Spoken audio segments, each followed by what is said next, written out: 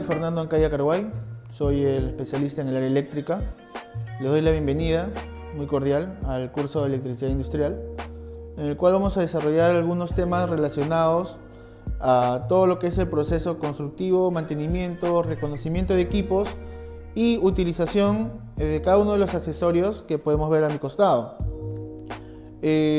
Hacerles recordar que ustedes ya tienen un conocimiento previo. De todas maneras, el día de hoy vamos a iniciar dando un pequeño recordatorio de los conceptos básicos de la electricidad, cuáles son las magnitudes principales, cuáles son las unidades, hacer algunas mediciones con los instrumentos como el multímetro para verificar accesorios, básicamente. Y pues, sin más preámbulo, creo que podemos iniciar con el tema a tratar el día de hoy. Buenos días, señores. Como les dije, el día de hoy vamos a hacer una pequeña introducción para recordar un poco lo de sus conocimientos previos de electricidad y poder entrar en lo nuestro, ¿no? En lo que es la parte ya industrial. Primero, acordarnos qué es la electricidad. La electricidad es una propiedad física manifestada a través de la atracción o repulsión que ejercen entre sí las distintas partes de la materia. ¿Pero qué es todo esto? Bueno, en sí nosotros sabemos que la materia, nosotros al poder buscar la parte más pequeña, ¿no? Llegamos a los átomos, al irlo descomponiendo. Y a su vez, los átomos tienen sus partículas atómicas, ¿sí? Que se denominan protones, neutrones y electrones. Ahora, un protón tiene una carga positiva, un neutrón una carga neutra y un electrón una carga negativa. Y son los electrones los que hacen toda la magia, ¿no? Los que hacen que hoy en día tú puedas ver tu televisión, que puedas hablar por celular, que puedas lavar tu ropa sin problema, calentar tu comida en un microondas, ¿no? El mundo tal y cual como lo conoces hoy en día es todo gracias a la electricidad. Todas las facilidades que te brinda, incluso también a nivel industrial. Sin embargo, la electricidad tú no la puedes percibir con los sentidos. No la puedes ver, no la puedes oler, no la puedes tocar, no la puedes escuchar. La electricidad se manifiesta, ¿no? Primero, en la naturaleza, tú la ves en los rayos, ¿no? Son manifestaciones eléctricas. La ves, por ejemplo, en pequeños experimentos, por ejemplo, con la energía estática. Lo vemos en aplicaciones como la inducción magnética, en los contactores, en los relés, aplicaciones, y su principal uso, ¿no? Para lo que son industrias, uso de la energía eléctrica como a través de la corriente, ¿no? Para incendio de motores, para incendio de ventiladores, de fajas transportadoras. Pero ¿cómo se obtiene la electricidad? Se obtiene de dos maneras, ¿no? A través de fuentes no renovables y de fuentes renovables. Las no renovables, ¿cuáles son? Las que tienen un stock limitado en la Tierra. Por ejemplo, como cuáles, como las plantas nucleares que emplean uranio para poder producir vapor, ¿sí? El cual pasa a través de una turbina y le da movimiento a un generador. Este generador, ¿sí? Es el que produce la energía eléctrica. En sí, toda esta parte, todo este proceso es para lograr obtener energía mecánica y convertirla en energía eléctrica mediante un generador. También tenemos las plantas que que emplean carbón o gas, ¿no? Combustibles fósiles, también para calentar agua y generar vapor, el cual transmite la energía mecánica, ¿sí? Al generador, y este generador lo convierte en energía eléctrica. Sin embargo, tanto el uranio como los combustibles fósiles son recursos no renovables, se terminan. Es por eso que se están buscando nuevas tecnologías y ya de un tiempo a la actualidad se vienen desarrollando otros métodos de obtención de energía eléctrica, como cuáles, por ejemplo, como el uso de paneles solares para aprovechar la energía que emana el sol, ¿sí? Se obtiene y se almacena en baterías, la cual a través de un alternador o de un dispositivo conversor, ¿sí? Convierte esa energía almacenada en la batería en corriente alterna para yo poder alimentar toda mi vivienda. ¿Okay? Aprovecha la energía del sol para poder convertirla en energía eléctrica. También tenemos en algunas partes de Europa centrales que utilizan los vapores que se emanan del interior de la Tierra. Son centrales geotérmicas. Geotérmicas porque usan, ¿no?, el vapor que emanan la Tierra y se canalizan mediante tuberías para también convertir un movimiento mecánico a través de un generador en energía eléctrica. Otro tipo de avance es el uso, ¿no?, de la energía eólica, el uso de la energía del viento. El viento mueve las aspas, esas aspas a su vez transmiten el movimiento mecánico al generador y el generador nuevamente te entrega la energía eléctrica. Y por último, las centrales hidroeléctricas, que también aprovechan la fuerza mecánica que tiene el agua al caer a través de una pendiente, mueve las turbinas, ¿sí?, lo cual genera tensión a través de un generador. También se está utilizando ahora la energía mareomotriz, ¿no? Como sabemos que el mar tiende a oscilar el agua, se han puesto grandes generadores en unos tipos de diques tubulares y cuando la marea viene, mueve esos diques, mueve unas hélices que también transmiten ese movimiento mecánico a un generador. Entonces, la energía eléctrica directamente no se puede obtener, ¿no?, más que a través de los paneles solares por una reacción. Sin embargo, los demás tipos de obtención de energía eléctrica es a través de un intercambio, ¿no?, de una transformación de energía mecánica a energía eléctrica. Ahora, debemos tener presente también las características de los materiales. Debemos de acordarnos que existen elementos aisladores, semiconductores y conductores. Los elementos aisladores o malos conductores son los que nos permiten estar a salvo, son los que cuidan nuestra vida. ¿Por qué? Porque nos aíslan de las conexiones energizadas. Como cuáles, por ejemplo, como los elementos que tienen en su última órbita entre 5 y 8 electrones. ¿Okay? También tenemos los elementos semiconductores. ¿Cuáles son? Bueno, básicamente todos los dispositivos electrónicos, los cuales bajo ciertas características, temperaturas, voltaje o corriente, permiten que la corriente los atraviese. Principalmente son hechos de silicio y germanio, los cuales tienen en su estructura, en su última órbita de su estructura molecular, tienen 4 electrones. Y por último tenemos los buenos conductores, que son principalmente los metales, principalmente el aluminio, el cobre, ¿sí?, los cuales tienen un solo electrón orbitando en la última capa de la estructura atómica. Ahora, es muy importante tener claro que los metales tienen dos características principales que los hacen buenos conductores, que es la alta conductividad y la baja resistividad. ¿Qué eran estos conceptos? Si nos acordamos, la conductividad era la capacidad que tenía un elemento para que fluya a través de él la energía eléctrica, y la resistividad era la característica que tenía ese cuerpo para oponerse al flujo de corriente a través del mismo. ¿Ok? Entonces, ¿qué podríamos decir? Que los metales tienen una alta conductividad, pero una baja resistividad. Y por el contrario, los aisladores tienen una alta resistividad y una baja conductibilidad. También debemos recordar que todos los cuerpos tienen cargas.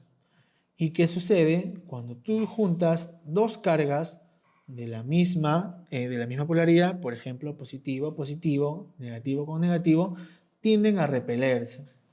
Pero cuando tú acercas una carga positiva a una carga negativa, ocurre un flujo, ¿okay? Se crea y hay un flujo de energía. Y es ese flujo de energía que ocurre, ¿por qué? Porque los electrones se van desplazando, ¿okay? Pero ese desplazamiento no ocurre por acto de magia, ¿okay? Ese desplazamiento se puede originar debido a la aplicación de un campo magnético, debido a la aplicación de calor, debido a una fricción o debido a una reacción química.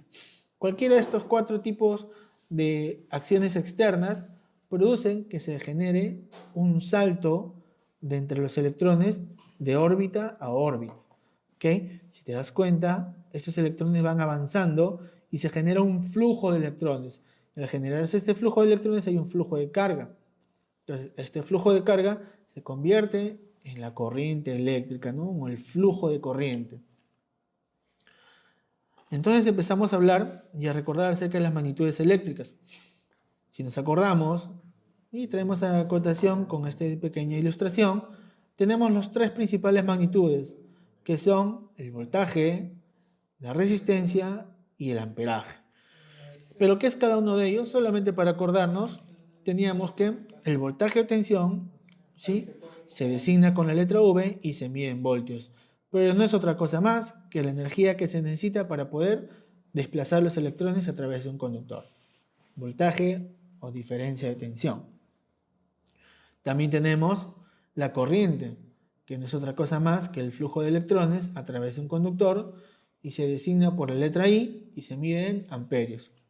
Además de eso, también tenemos una tercera magnitud que es la resistencia, la cual se designa por la R y se mide en ohmios. Al unir estas tres o relacionar estas tres magnitudes, podemos determinar que la tensión es igual a la corriente por la resistencia. Y luego despejando esta fórmula, podemos calcular la corriente, ¿no?, teniendo la tensión entre la resistencia, y también podemos despejar la resistencia en función a la tensión entre la corriente.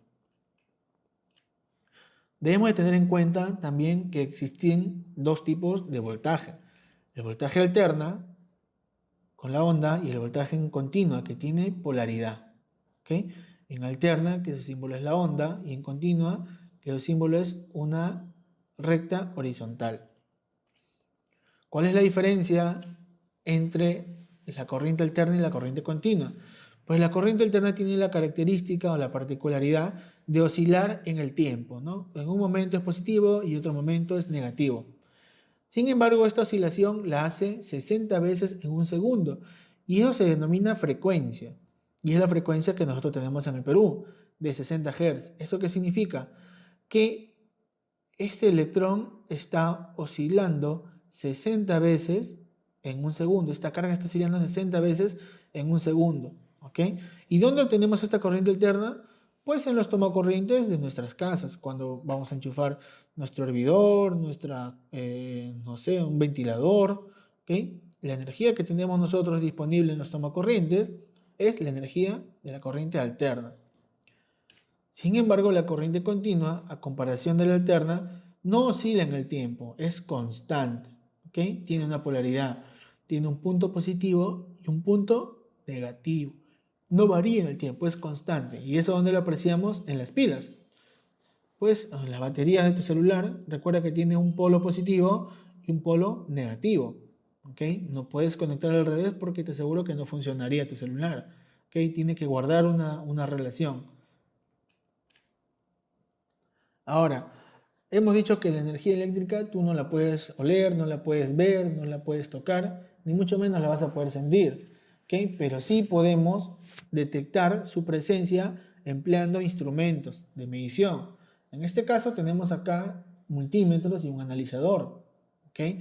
Solo que en el transcurso del tiempo han ido mejorando los dispositivos. En este caso tenemos un multímetro analógico y también hay multímetros digitales. Estos multímetros nos sirven para medir varios parámetros, como por ejemplo voltaje, amperaje, ohmiaje, condensadores, resistencias, continuidad. ¿Okay? Sin embargo, cuando ya entramos nosotros a hablar o a tallar en el tema industrial, ya no vamos a trabajar con pequeñas corrientes, porque estos instrumentos solamente van a medir máximo 10 amperios. Cuando vamos a empezar a trabajar o hablar de industrias, vamos a empezar a trabajar con corrientes mayores, 50, 100, 200, 500 amperios, con los cuales ya no se puede medir con estos dispositivos. ¿Okay? Se tiene que emplear un instrumento denominado pinza amperimétrica. ¿Okay? ¿Que aprovecha qué? Aprovecha el flujo de magnético que se genera por el paso de corriente a través de un conductor. ¿Okay? Esta armadura detecta ese campo magnético que está atravesando o que genera el paso de corriente a través de este conductor y lo convierte en una lectura de corriente. Ahora, ¿qué es lo único que se tiene que hacer? Es poner ambas o cerrar esta pinza, ¿sí? Cerrar la pinza alrededor del conductor. Incluso no es necesario de tocarlo ni tener contacto directo con la energía. Solamente con poner el conductor al interior de esas mordazas ya va a detectar el campo magnético. Ahora, hemos dicho que estando en industria, debemos de recordar que cada uno de nosotros somos dueños de nuestra vida y somos responsables de nuestra seguridad. Si nos damos cuenta acá, cuando vamos a empezar a hacer trabajos industriales, debemos tener presente mucho la seguridad. ¿Ok? Por eso es que si te das cuenta, ellos están empleando guantes. ¿Ok? Acuérdate de siempre utilizar tus EPPs.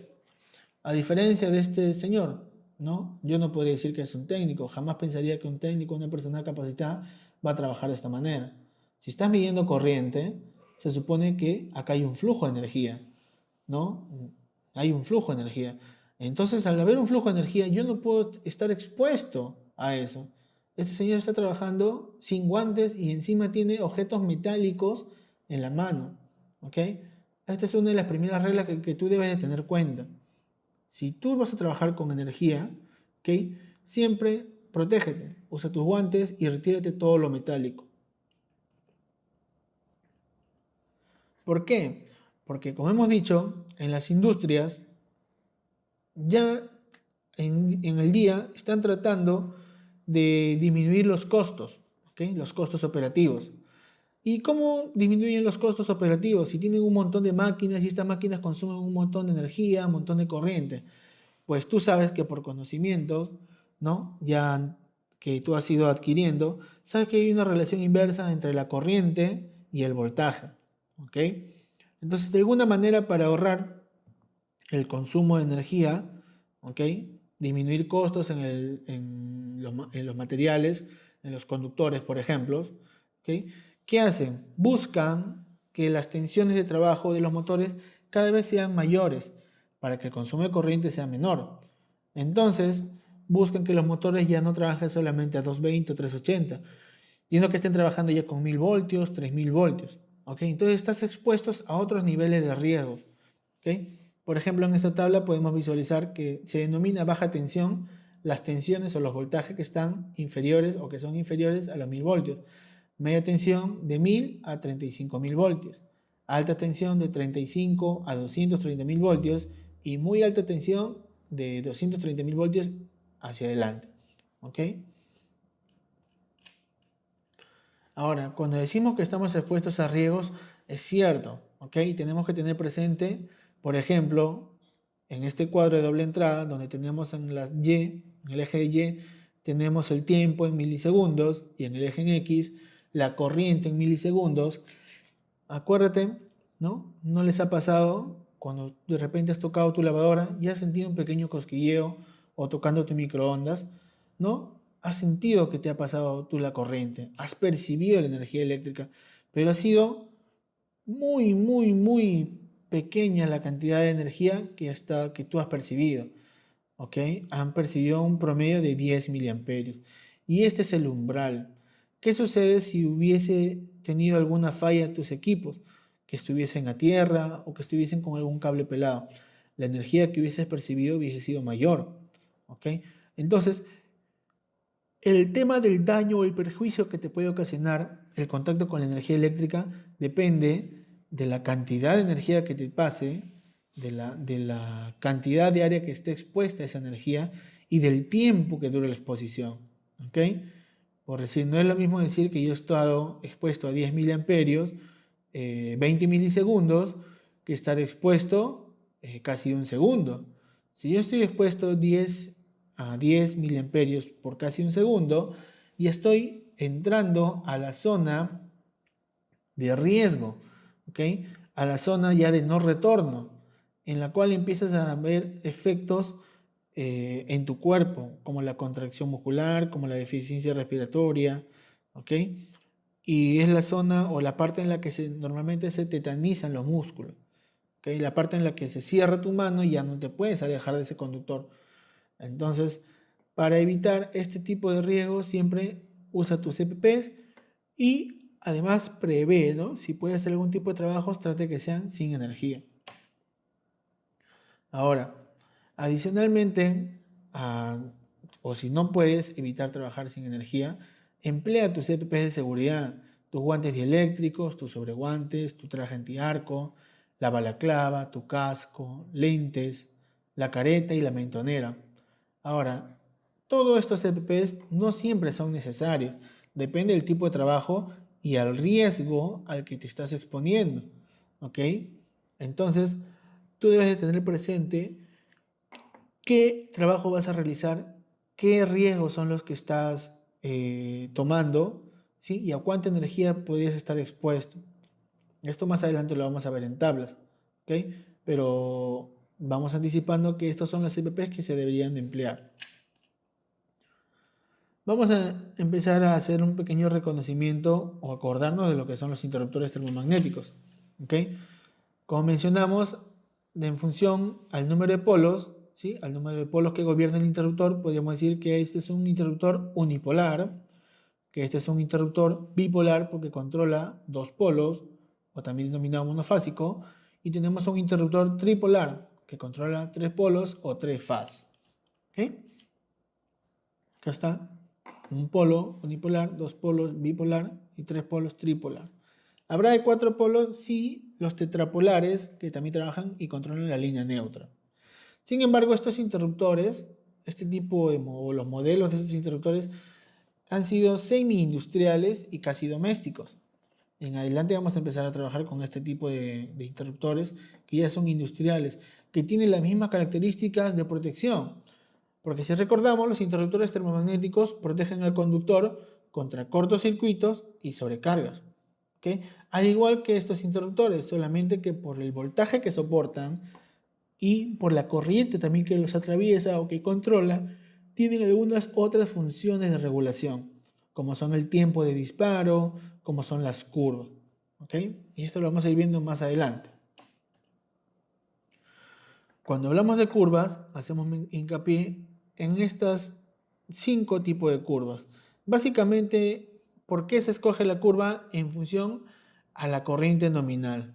¿Qué es la corriente nominal? Hemos dicho que la corriente nominal es la corriente que consume tu equipo o tu carga en condiciones normales, ¿no? Sin sobrecargarlo.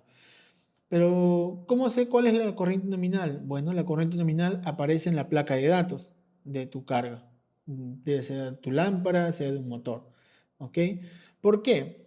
Porque acuérdate que los interruptores termomagnéticos tienen una capacidad de corte. Por ejemplo, aquí tiene una capacidad de 20 amperios.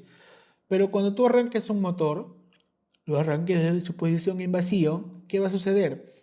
Que este motor debe de romper la inercia inicial, ¿ok? Y para romper esa inercia inicial va a absorber energía en la red, pero no va a absorber la energía con la que normalmente trabaja, va a absorber entre 5 y 10 veces la corriente nominal.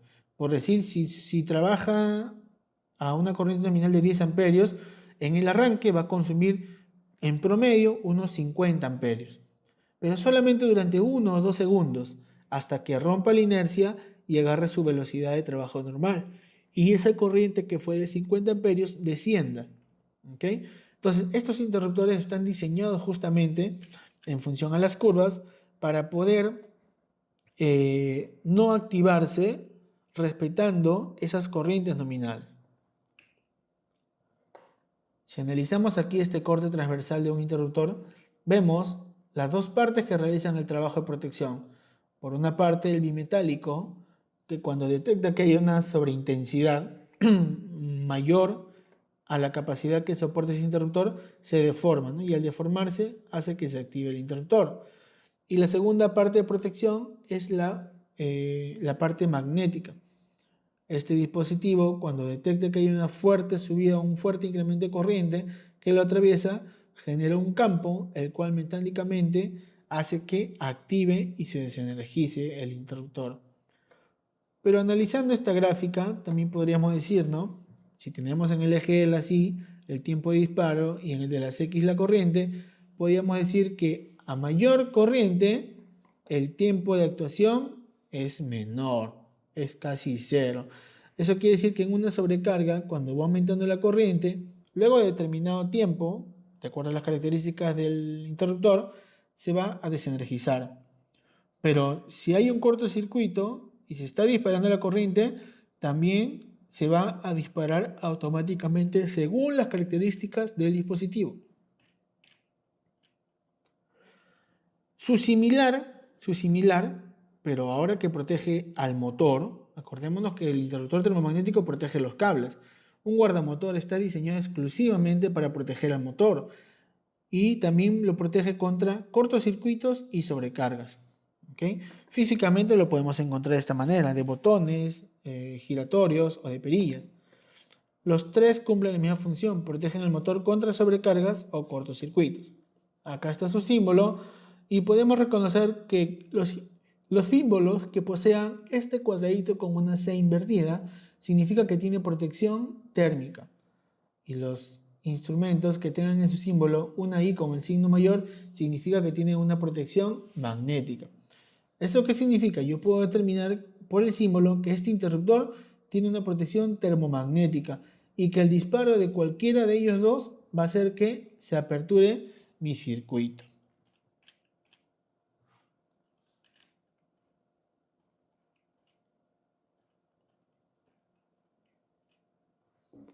Sin embargo, existen algún tipo de asociaciones que se pueden hacer si es que yo no tengo un guardamotor. La conexión normal de un circuito de fuerza con un guardamotor es la siguiente, ¿no? Yo puedo conectar directo mi guardamotor al motor y no va a tener ningún problema, va a estar protegido si yo lo regulo correctamente. Sin embargo, un interruptor termomagnético no. El interruptor magnético a un motor solamente lo va a proteger contra cortocircuitos, no lo va a proteger contra sobrecargas. Para eso necesito ponerle un relé térmico o, como en este caso, fusibles que puedan aperturar el circuito si hay alguna sobrecarga. Ahora entramos a ver otro tipo de accesorio, como es el contactor. ¿Qué es el contactor? Pues te he puesto a pensar, ¿no? Ahora en las industrias las máquinas son bastante grandes, tienen bastantes accesorios, bastantes partes, tiene un ventilador a un extremo, al otro extremo puede tener una faja. Entonces te imaginas tener que encender cada uno desde el mismo lugar, tener que caminar 50 metros para prender un equipo, ¿ok? Entonces, en la industria se trata de aminorar costos para mejorar la producción. Entonces, en función a eso, lo que se hizo es buscar de alguna manera algún dispositivo que se pueda controlar a distancia. Y eso es lo que generó la creación del contactor. El contactor es un interruptor a distancia, ¿ok? Que aplica el principio de inducción magnética. ¿Cómo así? Pues tenemos esta corte transversal del contactor, donde está la bobina, está la armadura, está la parte del núcleo de hierro, que es la parte fija. Pero ¿cómo funciona? Como les he dicho, aprovecha la inducción magnética. Cuando a esta bobina se le aplica una tensión, genera un campo magnético suficiente capaz de atraer a la armadura, ¿sí?, que está unida a la parte móvil de los contactos. ¿Okay? Acá podemos apreciar este contacto que está cerrado. ¿Okay? Entonces por acá va a haber un flujo de corriente sin que esté energizada esta bobina. Sin embargo, acá vemos otro contacto que está abierto, que está separado y por el cual no hay conducción de energía. ¿Okay? Pero cuando le vamos a entregar energía o vamos a alimentar esta bobina, va a ser que esta parte de la armadura se pegue al núcleo y por ende arrastre los contactos a que se cierre el abierto y a que se abra el cerrado. También podemos apreciar por acá el símbolo y reconocer que este es un contactor principal, ¿sí?, con un contacto auxiliar. ¿Y cómo identifico que es un contacto auxiliar? Porque las terminaciones, ¿sí?, son 3 y 4. Por decir, un bloque auxiliar normalmente abierto de terminaciones 13 y 14. Si tuviese 2, el siguiente contacto sería 23 y 24. Si tuviesen 3, el siguiente contacto sería 33, 34. ¿Ok? Entonces, los terminales de la bobina son A1 y A2 y los terminales de los contactos principales son 1, 2, 3, 4, 5 y 6 respectivamente. Pero ¿cómo funciona? Hemos dicho que cuando tú le aplicas tensión a la bobina, esta bobina genera un campo magnético suficiente para atraer a la parte mecánica que está en contacto con las partes móviles. Este es un contacto NA o normalmente abierto o también NO, en inglés normally open. ¿Qué significa eso? Que en su posición de reposo, o sea, sin energía, la bobina, no va a haber flujo de corriente, va a estar abierto, ¿ok? Como en el caso de acá. Sin embargo, cuando tú le apliques tensión a esa bobina, ese contacto que estaba abierto se va a cerrar, ¿ok? Se cierra. De la misma manera en este tipo de contactor. Este tipo de contactor es un contactor que tiene dos tipos de contacto. Tiene un contactor normalmente cerrado y tiene un contactor normalmente abierto. Entonces, ¿qué sucede? Cuando se aplica energía a la bobina, esta bobina genera un campo magnético que a su vez jala a los contactos y el contacto cerrado se abre y por consiguiente el contacto abierto se cierra.